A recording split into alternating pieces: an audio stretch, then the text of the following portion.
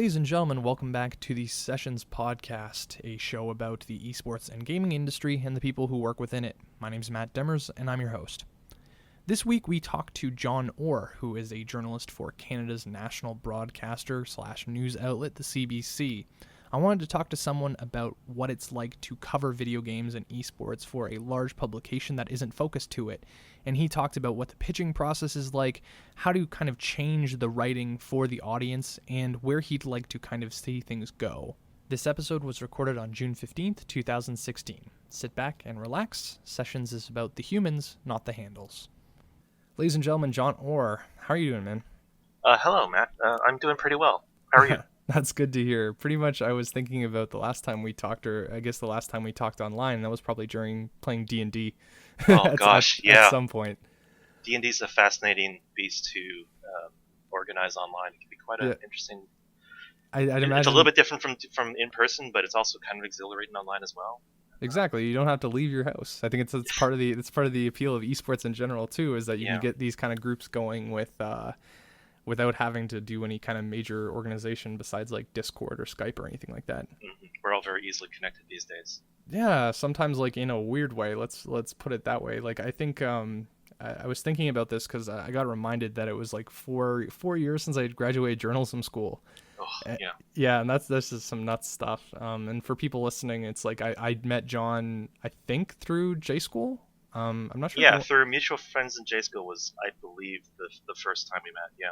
Yeah, and J School, journalism school. Basically, I went to journalism school in Toronto, and Jon currently works at the CBC in Toronto as a journalist. CBC, for those non-Canadians listening to this podcast, is it's a state-funded broadcaster. So essentially, my Canadian tax dollars go towards paying for, this broadcaster that's seen as like kind of a necessity, I guess, for all Canadians. Let's put it that way. Yeah.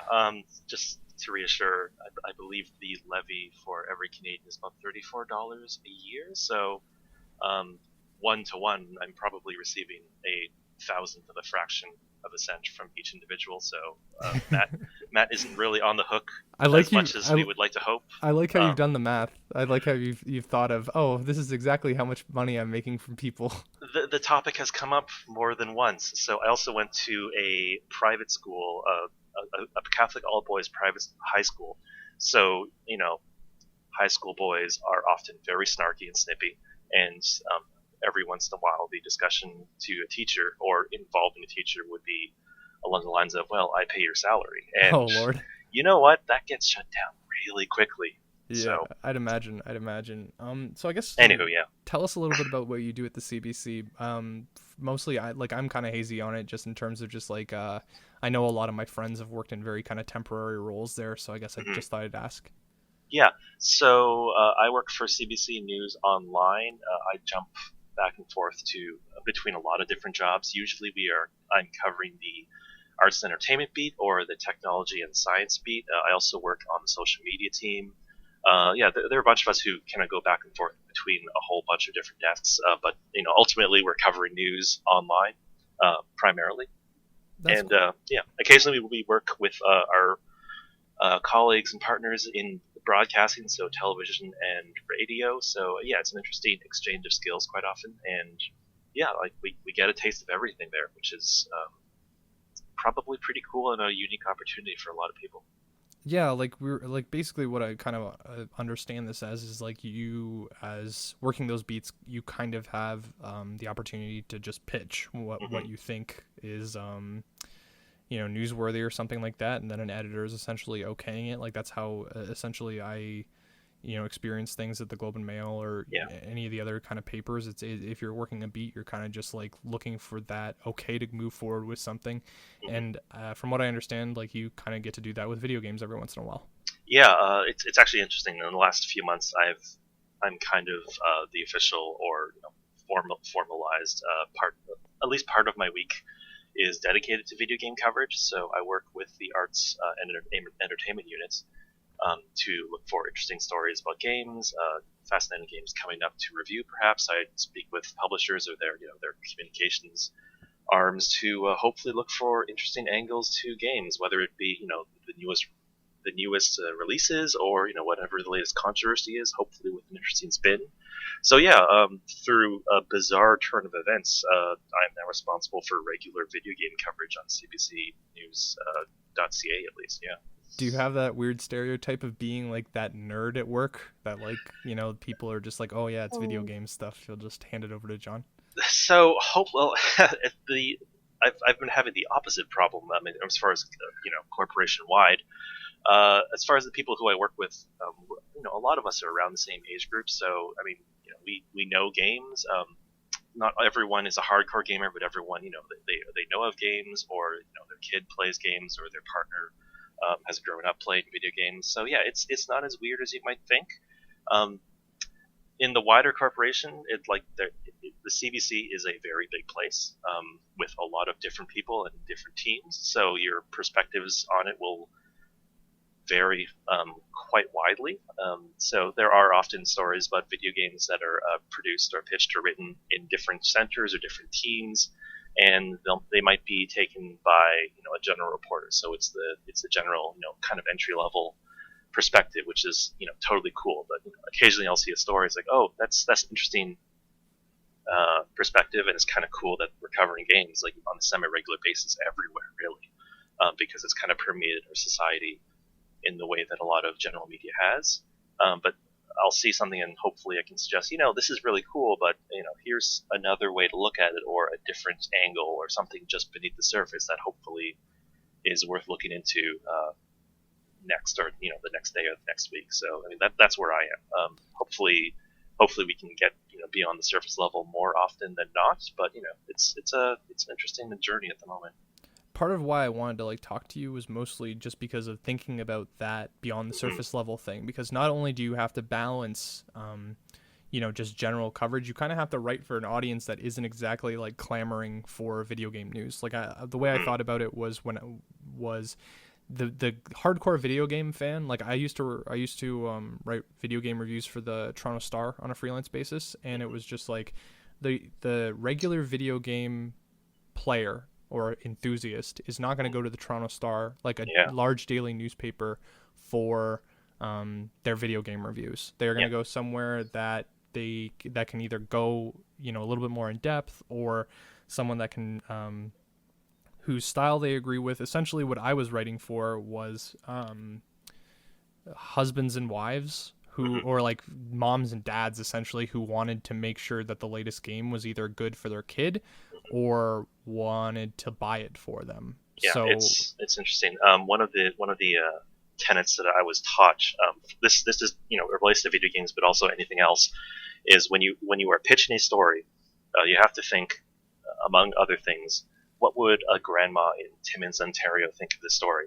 How would they read it? And for the record, for people who aren't aware of Canadian geography, Timmins, Ontario is very remote. Yeah, if you haven't heard of Timmins, don't worry. There's nothing unusual with that at all. Yeah, my sister had a boyfriend that lived there once, and essentially from Toronto, which is a little bit, well, you can usually find Toronto pretty easy on a map.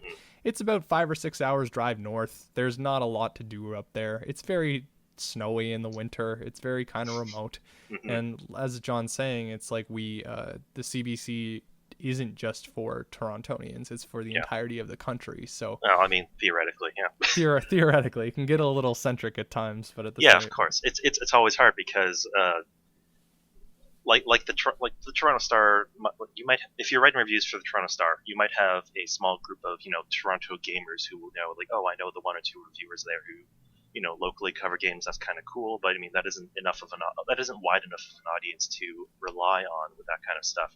So you have to think, what about, so for any kind of story, when you're pitching a story, let's say for video games, you have to think about, what about this game is fascinating to someone who maybe has never heard of a video game besides Minecraft, or who Call still of calls Duty. it Nintendo or something like that. that. Yeah. It's like the Xbox. Was that Sony or Microsoft? Someone who might not know that, which is totally fine. And that's the way I like to think about it. Is I like to flip the script, because that's kind of what my perspective would be about a story about music, or a certain genre of film. I wouldn't necessarily know all the directors and publicists, and every I couldn't name every member of most popular bands, But if you tell me an interesting story about what's going on with those people, or the story behind making an album, so and so has been working on a movie for 12 years, filming the same people as they grew up for Boyhood.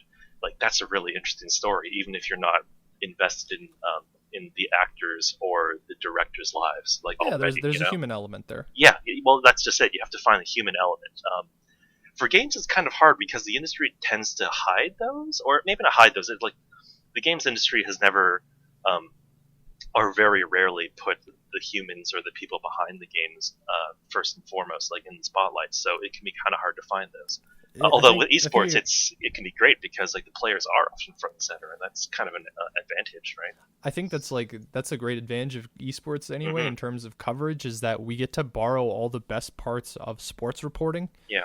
Without while still being able to like report on the games themselves. It's like we get to have all those like patch note discussions and competitive meta analysis and like understand how people are playing the game at a casual level. But then we do have good stories about quote unquote gamers like us, which make it really easy, at least from an enthusiast press perspective, to write about, because you have that jumping on point for like someone who's just playing the game casually, and then all of a sudden, oh, there's this pro that is playing the game exactly like me, or like not exactly like me, but they came from a place similar to mine. Yeah, how do those rules changes that I can understand, at face value, how do those implications reverberate to the highest level of play? I mean, you might see like the NHL does not normally get a patch, right? So a few years ago, when the rules changed after the lockout, it was a really fascinating discussion, right? Whereas in esports, you might have discussions related or similar to that, like on a semi-weekly or bi-weekly or bi-monthly basis, right? So. That was kind of the thing I used to bridge the gap a lot at the Score while I was there, is that I would tell people would be asking or have trouble understanding like why esports was so nuanced, or like why it was very difficult in order to analyze the game. And I just told them, I was like, okay, in the NFL, imagine if next year the NFL thought that thrown passes should be worth more, or like thrown touchdowns should be worth more points. Yeah. So then this was to explain why some teams fell off after one patch, or like why some teams were only one patch teams. I basically explained to them, it was like, imagine if the NFL thought throwing touchdowns were worth more, so that if you threw the ball, they caught it in the end zone, it'd be worth 8 points instead of 6.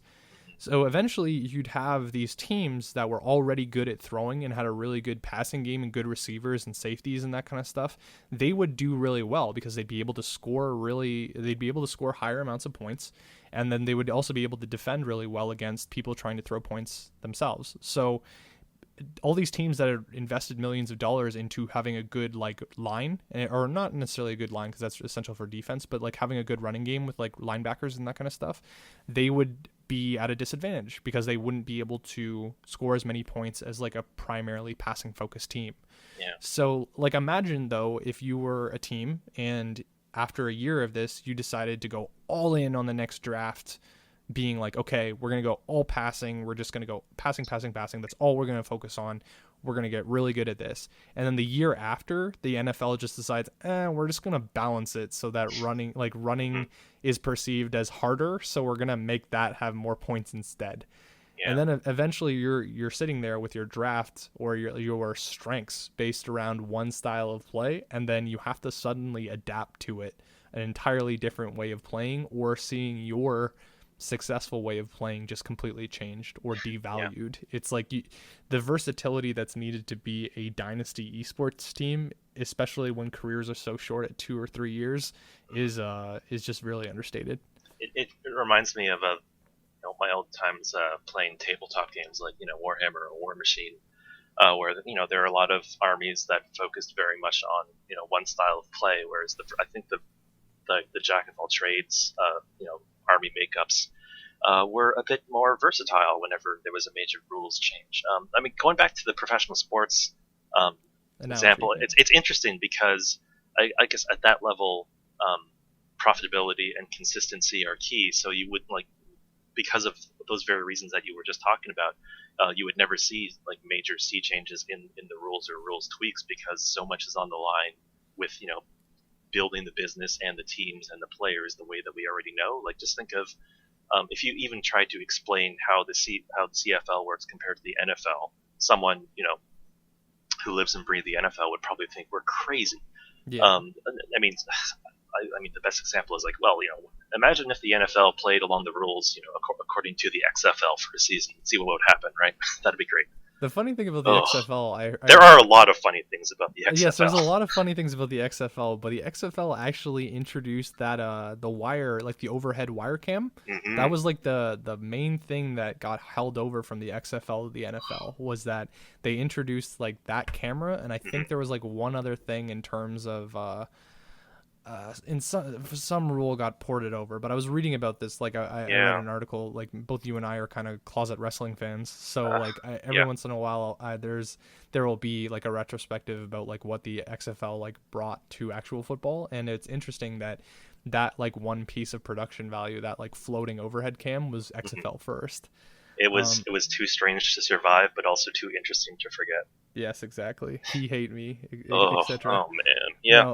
Okay. But kind of drifting back into gaming, like that kind of affects your going back to kind of like the human element and that kind of stuff. Like that affects how you write your articles. So I guess I was just gonna ask if you could tell me a little bit about like when you're writing and what little things that you might catch that you want to kind of put in, but you might not necessarily make it to the final product. Oh my god, yeah. I was thinking about this a lot lately, because I've been writing reviews on a semi-regular basis, and well, for one thing, your most immediate worry of the day is your word count, because you don't want to write too long and lose your audience's attention.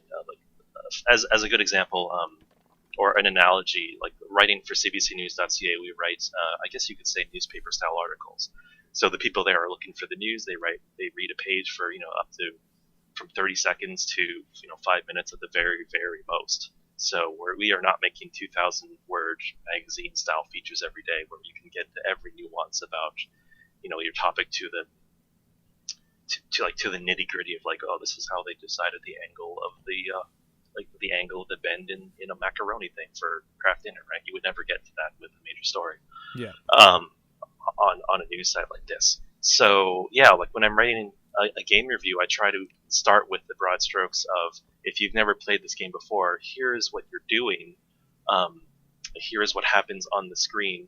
This is what the main characters are doing. Here's what you as the main character does, which is kind of more of a story focus. It can end up to be more of a story focused, narrative style introduction. Much in the way that a lot of book reviews or film reviews are. Whereas with an enthusiast game review, we typically start with the genres and the nuts and bolts. Like, so and so is an open world multiplayer first person shooter, whereas that'll make someone's eyes glaze over if they don't know what video games and are. It's like that stuff is very important. But like, how would you describe Overwatch to someone who has never heard of what's going on? You would say, don't know what an FPS is. Like an online multiplayer arena asynchronous class-based first-person shooter. Like, that is technically correct, but good God, can you figure out a new? It's just all about context. Like, if you have to explain all these little different like cogs and how they all fit together, all of a sudden your word count's gone. Yeah.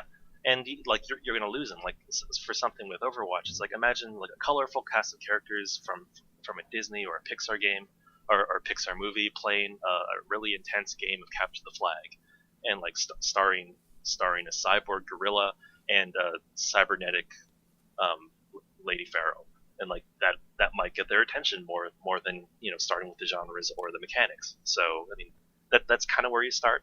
Also, like when you're working on a review, I find it's weird. I look back at my reviews maybe like a week or a month afterwards, and I find like, oh wow, maybe I was more positive on that game than I should have been, because many times we're working on a game and under constraints, we're hopefully writing them ahead of the release, so there's a deadline there. Some games make a great first impression, but then after a while, there are certain like niggling thoughts that like there are these tiny things that didn't seem as cool after let's say 30 hours of playing a game over a weekend. Like my review for Star Wars Battlefront was mostly positive because it made an awesome first impression. But it was one of those games where after about 3 weeks, you're like, well, there isn't that much else to go on here. But you wouldn't necessarily have that in your review unless you had really good foresight, which a lot of great reviewers do. I'm still working on it. As well, there are maybe small nitpicks that only the enthusiast gamer would really pick up on, and you might understand them if you're a more general or casual player, like frame rates and FOV settings and things of that sort. Like, yeah, they might pay like it would take too long for me to explain them, for me to really explain or to describe them, to really explain how it affects the gameplay when you have, say, 2 minutes of a script to do, or you have like 800 words tops, when you have to also start kind of at the beginning to say what this video game is. Like, you might not have the time to get in that nitty gritty. And it's a really interesting matter or challenge of how to get in a few broad strokes with a few key details as much as possible about a single game, because there can be a lot in a game, right? It's not a movie with a 2.5 hour playtime at the top. Sometimes we're talking about giant games that that can take 60 hours to play, and how do you encapsulate that in one review or a preview or a feature? It's a fascinating challenge.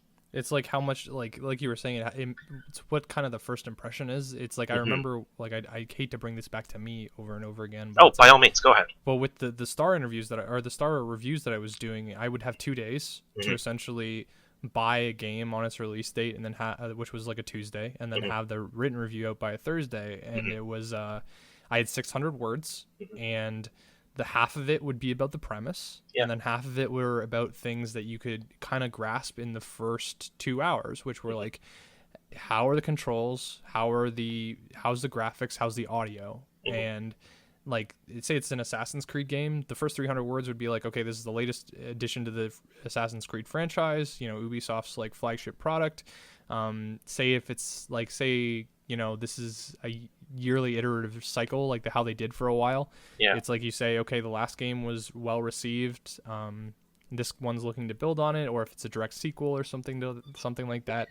And then like I said, last half is just like, okay, it kind of controls a little, like, it controls really well. It has a decent interface for it's improved over the last one, because now you can do X, Y, Z, and then it's like the graphics look really cool. Like the ships, like say we're talking about Black Flag or whatever, the ship sequences are really like well animated and that kind of stuff. They're very dynamic. You've got a lot of like moving parts and that kind of stuff. And then at the end, you're just like, okay, well, if you're a fan of the series, it's more of the same. But if you're looking to jump onto the Assassin's Creed series, it might be better to, look at a previous, it might be a little bit too deep in the lore for new people to just jump onto. And it's going to be very difficult.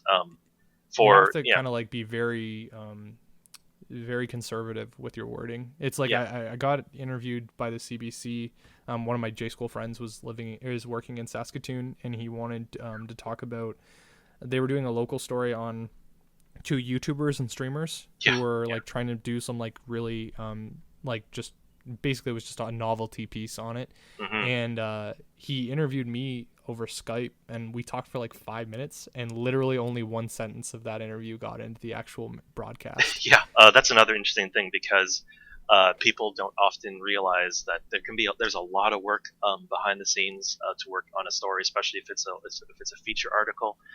There have been a lot of stories where I've interviewed like 5 or 6 people, but really only one or two people become the main voices, and everyone else's words or knowledge, the bank of knowledge has become the background for the article. And it's something you kind of have to get used to if you're working on those kind of stories more often, is that you have to be upfront and clear. It's like, we're going to be talking about something, and like you'll be a valued source, but like not everyone's voice will make it into a story, because not everyone wants to hear a story that introduces a topic they've never heard of, and then be introduced to like 6 or 7 different people about it, because it can be kind of overwhelming. The best example was when I was talking about YouTubers and like Nintendo's their The ad revenue stuff. It's a complicated topic, and I talked to a lot of people, but in the end, the main thing is like, let's focus on one person and see how this affects him, because if you're looking for the human element, it's often best to put the microscope on one person. Like, how does this affect this guy's life? The problem with these stories, or the interesting angle for these stories, is that it's often best to focus on one person or one voice, because for someone coming into a story kind of cold, if they're not familiar with the scene, um, they are interested in knowing well, how does something affect this one person? What does he or she have to deal with this overarching story? How does it affect his or her life? And it can be much easier to communicate that by focusing on maybe one or two individuals as opposed to five or six, especially if you have only one story's worth of time to spend on it. So yeah, it can be a hard pill to swallow on both sides, really. To say thank you so much for this. You've given me a whole lot of information that was incredibly useful for the story, but I won't have time to. I won't have the time to really quote you, and that it can be difficult. Along those lines, it's kind of cool to be able to use Twitter to say, hey, shout out to everyone I talked to. Thank you for all of your help, even if they weren't quoted in the final version of the story. So I mean that takes the edge off of this thing.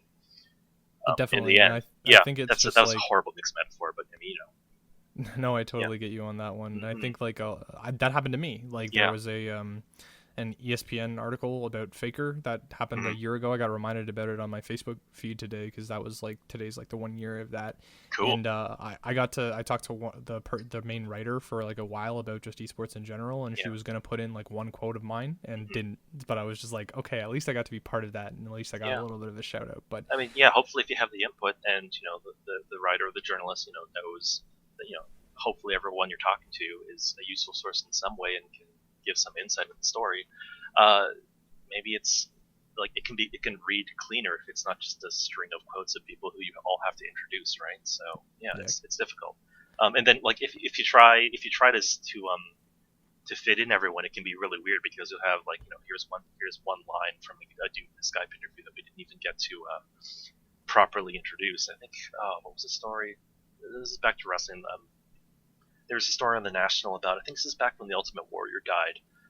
They were talking to a lot of different sports analysts and a few people who were familiar with wrestling, but I think they had Dave Meltzer on from a Skype interview. Dave Meltzer, Meltzer. Yeah. So he's like your insider wrestling business kind of guy. He's like a one man TMZ for pro wrestling, and he was there for all of 6 seconds because they have to cut the piece down to 2 minutes 15 seconds tops, and it's that can be really hard to fit if you talk to 5 or 6 people, and these are the constraints of modern journalism, and I mean journalism, not just modern, not just the last 10 years or whatever. It's challenging, and not everyone understands those particular constraints. It's completely fair. They shouldn't have to know all the ins and outs of our business, but it's difficult. We don't all have the ability to write a book about every story, unfortunately, even though often we run into such incredible or compelling stories that we wish we could, right? But on a daily basis, it just doesn't always happen that way.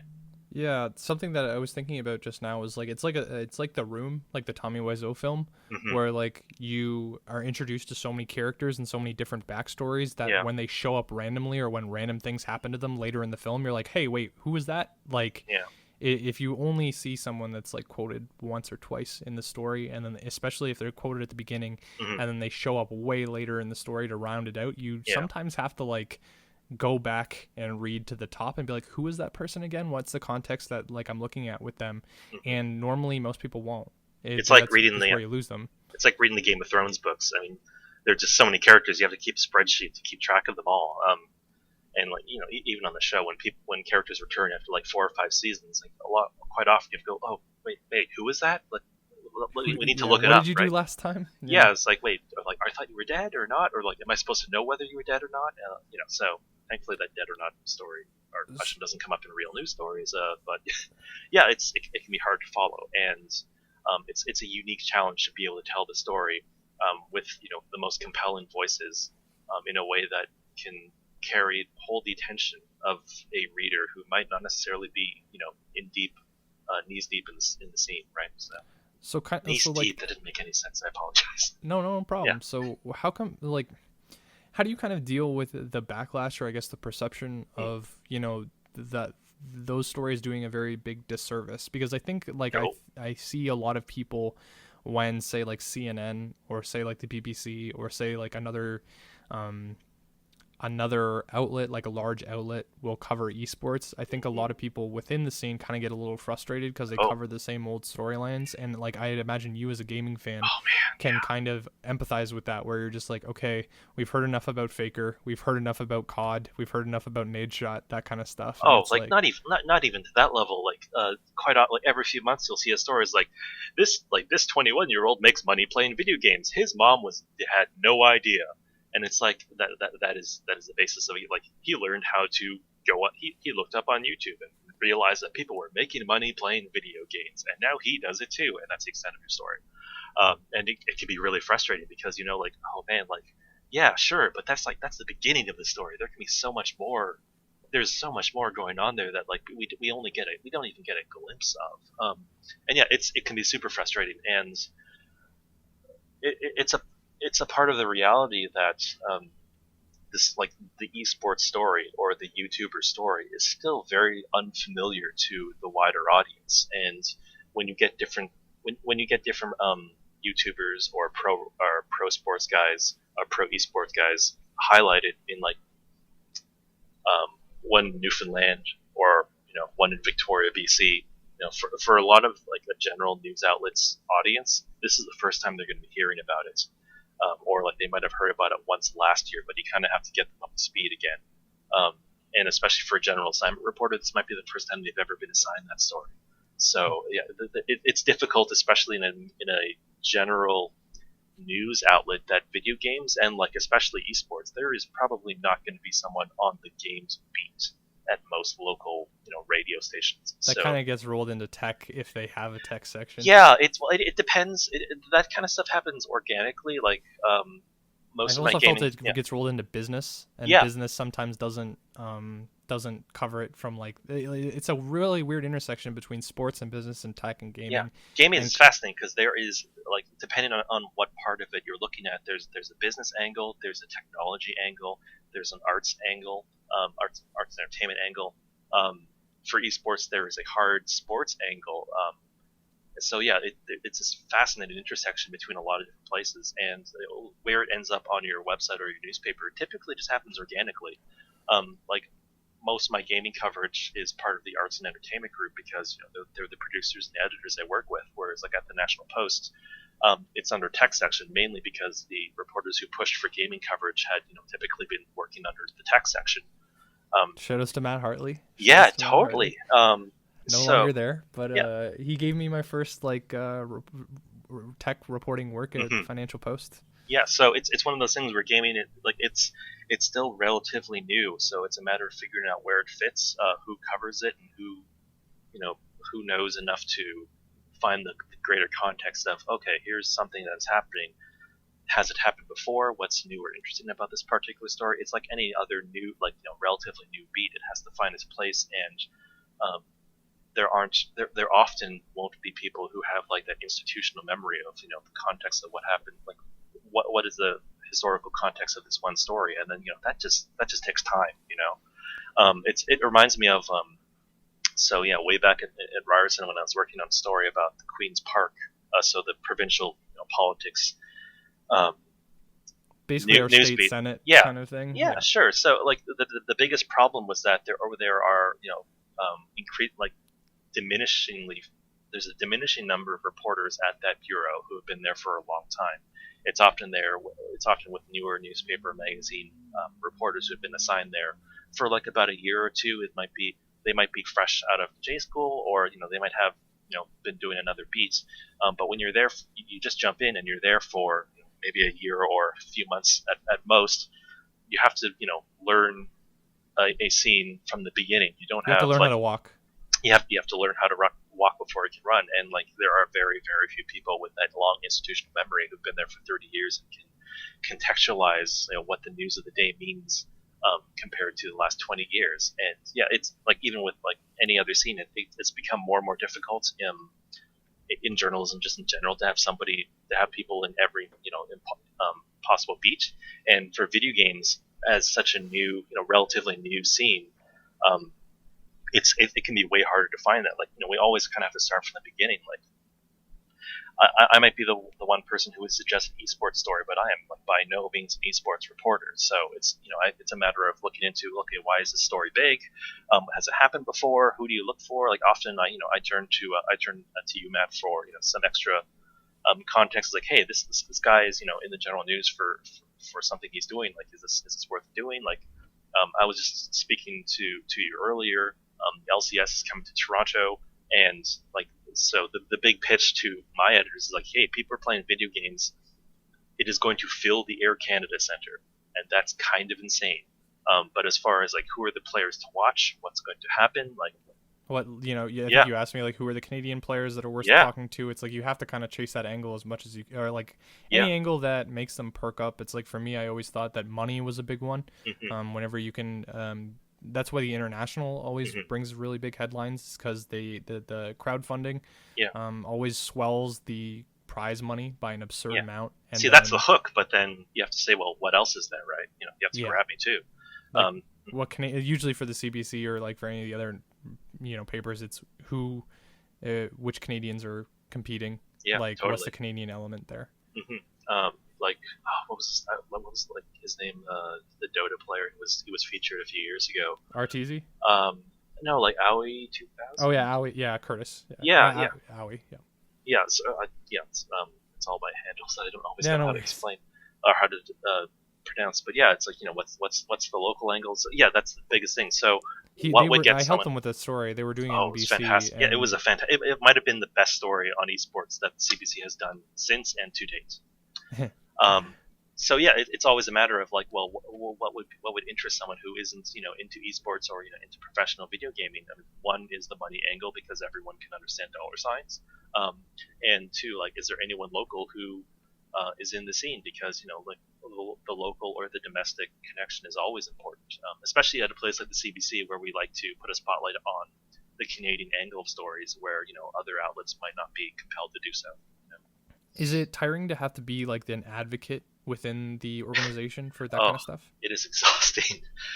It's exciting too, because that you're kind of breaking new ground. We're doing something that has not really been done. Concerted regular video games coverage that has not been done at the CBC ever, to my knowledge. There have been spikes and there have been a few interesting stories, but without sustained momentum, you're always going to end up falling to the same stories every year, right? So it can be very difficult to convince people like why this is important, because it's a new scene, and that's always difficult, no matter what it is. There are a few hooks that have been making it a little bit easier nowadays. So with esports, the money, like the numbers involved are bananas. The numbers of viewers that are involved can especially on Twitch, like concurrent viewers, it can in some cases blow broadcasting numbers out of the water. So yeah, you kind of have to pay attention to that. So that's a good hook. I mean, not the only hook, but like these are things that might get the attention of people who have been following. And yeah, the fact that like there's going to be a professional video games event at the home of the Toronto Raptors that will probably sell out. Like, yeah, that's fascinating. And then you have like the kind of the celebrities that are getting into it. Like it was really easy to report. Shaq's investing in an esports team. Alex Rodriguez is investing in an esports team. Rick Fox. I mean, Rick Fox is Canadian. And he's got an esports team because that's how he connected with his son. He connected with his son over esports, and then he was like, okay, I'm just going to get into it with a team. Like just like those kind of narratives, at least. That's the angle. Like that's the angle. How does a father reconnect with his son? It happens to be through video games, but that's it a writes story. Itself, right? Yeah, like that's a story. Well, why does it write itself, right? It's a story that can resonate with pretty much anyone, right? So that's a perfect introduction. And quite frankly, those might be the stories that the general gaming press needs to pay more attention to, because the human element is so often missed. Is it kind of difficult? Like I'm just kind of like picturing this in my brain. It's like you kind of run a risk though of like it is not interesting enough for the general audience because it has this like, oh, it's it's just video games, why should I care about this? And then you're not going to reach the enthusiast audience because it's so general. How do you kind of balance those two things? It can. I don't know if there's a good answer for that yet. Something with a place like CBC News is that you have to be careful not to take too much stock in like your immediate reactionary like internet comments, because any story that is not the top story of the day will get an angry review of why is this news? Just give me the news. Why is this news is the dummest question. Yeah, I know. I mean, it's ridiculous. Like it's like when you think about the wider implications of it. Like just tell me what Justin Trudeau is doing or whatever.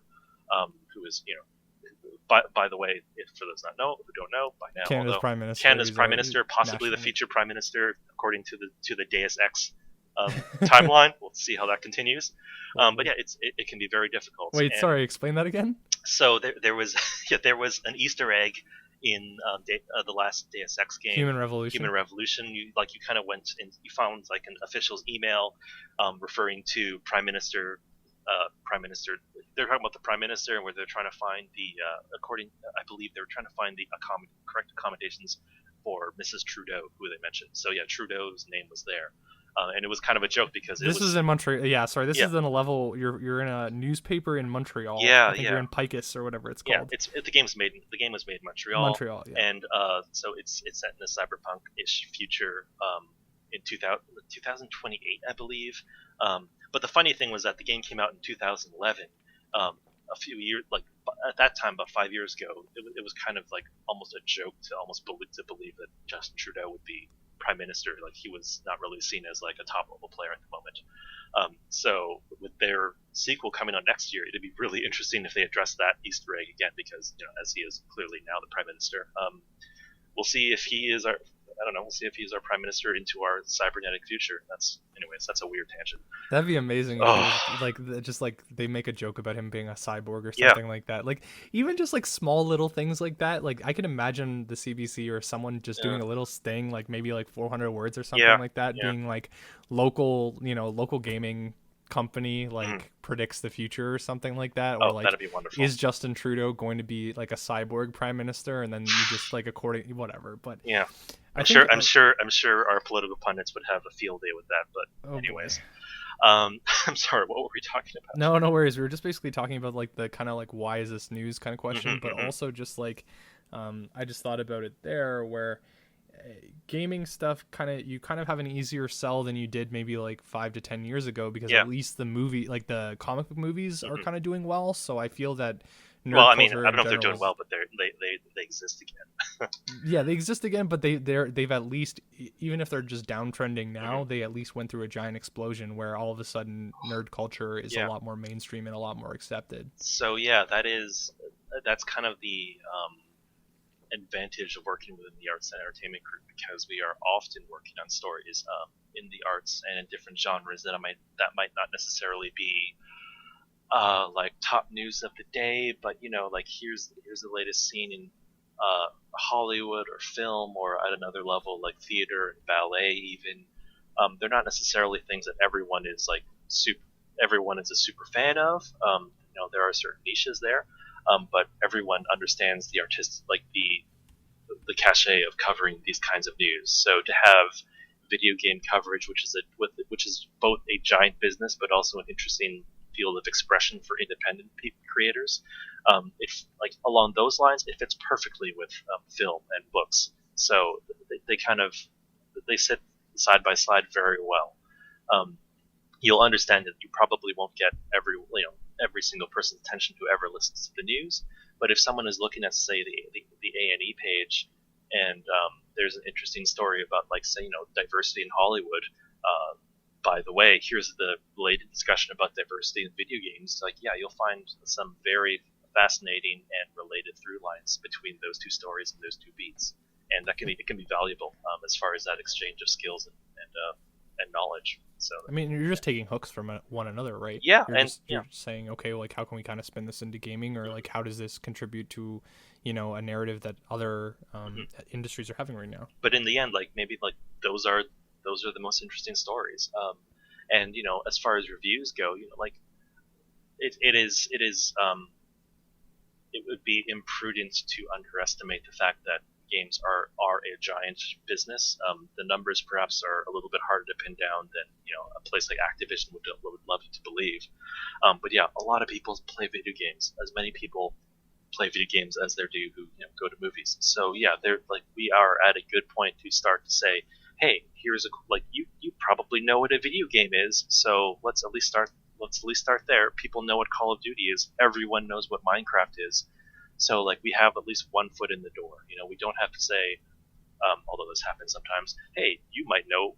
Do you remember Super Mario? Then you might know what video games are. And it's Oh like, boy. okay, well, like we can start a few steps beyond that now. Like thankfully. I mean, that's progress. Yeah. Progress. And as far as the enthusiast side goes, like hopefully we get to talk. Hopefully we get to show that we know what we're talking about, and we're not missing or just jumping over or skipping over like major details that a gamer would understand. Because especially doing news online, everyone can see your story, right? So as opposed to TV, where like your audience is almost strictly like a local television viewer. Yeah. Hardcore gamers will find our articles because when they search for a review, we may or may not be the number one Google result, but we'll be up there. So yeah, every once in a while there's someone in the comment section, perhaps idiosyncratically, is really great for this because I'll talk about the broad strokes of a game in the review, but a commenter who is more savvy and into the scene, they might ask something about like what about multiplayer options, what about frame rates, and like by the grace of God, thankfully, I can talk about those in the comments and say, yeah, I didn't mention this in the review, but here are the DLC options that we know about, and here is the nitty gritty of the games from that scene that I didn't get into the review, and there's a place for us to talk about that, and I think that also it builds some cred so that the viewers know, hey, this guy, he's writing for a mainstream audience, but he knows his beat.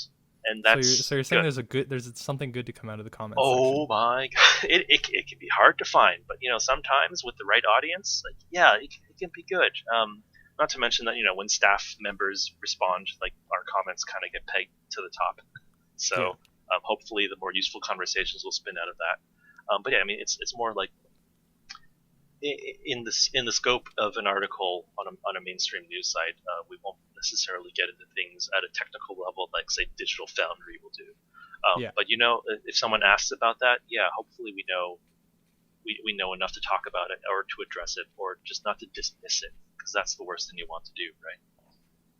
I think that's a lot of people view outlets as like the CBC. They view it for legitimization. It's like, oh, the big companies are covering it. Yeah. So totally. like, especially in esports, esports is like this weird beast where it like craves validation. Yeah. And the bigger companies that cover it, the more of like, oh, we're real, or like we made like, it. paying attention to it. We made it, and I always kind of think a little negatively of that, mostly just because it's like, why don't we just like try to be successful on our own terms instead of trying to like live up to other people's, trying to pander to people who don't really care. Like you're saying, I'm not saying you don't care. It's more totally. just like you don't have the room to explore the entire context of it, right? It's a fascinating dichotomy because there's always this thrill of being noticed by an audience that isn't already there, but you're also wary of being misunderstood by a reporter or any other guy who just kind of passes by for a day and then has to write a story that is then potentially seen by like tens of thousands of people.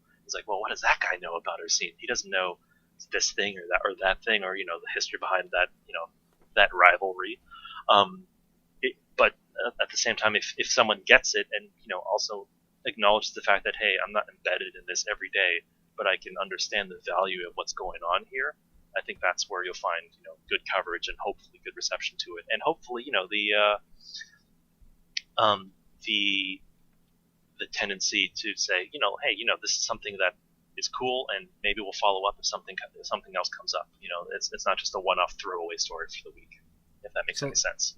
So the last time we talked, like you were saying, you were asking me about LCS stuff, but Mm-hmm. before that we were talking about fighting games because we met it at Good Game Con, Mm-hmm. where and Gommel or Get On My Level and that kind of stuff, and it was just like I guess I kind of wanted to go a little bit more back on you for a little bit. It's like what games do you kind of like obviously you focus on games and that kind of stuff for your job, but it's like, what are you paying attention to on your own time, I guess, esports wise? Oh, okay. So as I want to clarify and just make sure that before we get in here, Like, I'm not an esports reporter. I'm more of a games guy. I'm just a general games guy. So I have always been captivated by the fighting game scene. It is an absolutely fascinating place. And group of people. I grew up playing Street Fighter 2. That was with me and my cousins playing Super Street Fighter 2 on the Sega Genesis. I bought a 6-button controller specifically so I could play that game. And also introduced me to that amazing, incredible D-pad on that controller. But that's maybe more of a technical thing we're talking about. The D-pad on the Genesis was pretty so sick. good. It was really clicky. Oh, it was it's really fantastic. And the 6-button one had this amazing pliability to it that was just tuned perfectly. Nostalgia. Yeah. Anyways, So for me, like, the fighting game scene is my thing because that's just where I grew up. I love the colorful characters both in and outside of the game. There's a fascinating quality, like this fascinating underdog quality to the Street Fighter scene specifically about everything and Smash. Oh my God, Smash. It's very much a grassroots movement. So there are a bit of rough edges to it, but there's also it's just brimming with personality. It hasn't quite been I don't know, this is the perfect term, but it hasn't quite been sanitized or corporatized the way that the top level of other professional sports has been. They resist that a lot. Oh yeah, that's their. There's a fascinating tension there to the fact of they want to grow, but also there's this resistance to certain influences or certain changes or some arguably required growing up to be done. There are some rough spots as far as the fighting game community goes, but the majority of the people there are absolutely fascinating, compelling individuals. I think the game, it's fighting games themselves they have the potential to be a great breakout video game or esport because they're very easy to process. Yeah, the biggest discussion is how do you acclimate new viewers or pure spectators to an esport? Because if I sit down, I'll be honest, trying to sit down to watch League of Legends, I don't know what's going on. I'd have to read up on it. Whereas for something like Street Fighter or Mortal Kombat, it's just it's like a UFC. Two guys fight or two people fight and one knock out the other, and they don't necessarily have to know about mix-ups and frame rates or who has the frame advantage, but at the very basic level they know what's going on. And if someone makes a comeback, that they've made a comeback. Yeah, and even if you're just feeding off the crowd in terms of what a hype moment is, it's you can get a sense of what's going on. Hey, the life bars are there, anyone can understand that part of it, and that can be that part. It represents a great potential for fighting games. What got me paying more attention to fighting games and what kind of hooked me on that feeling that you're talking about was watching King of Fighters at EVO in 2012, I think. And I've never played King of Fighters. I've never watched King of Fighters, but the commentators did such a good job of explaining or reacting at least to certain character picks were they were before their time in terms of the meta and that kind of stuff, and just being able to react adequately and convey that what you're seeing is such a big deal. Yeah, totally. Is really underrated in terms of onboarding new people. It's absolutely required.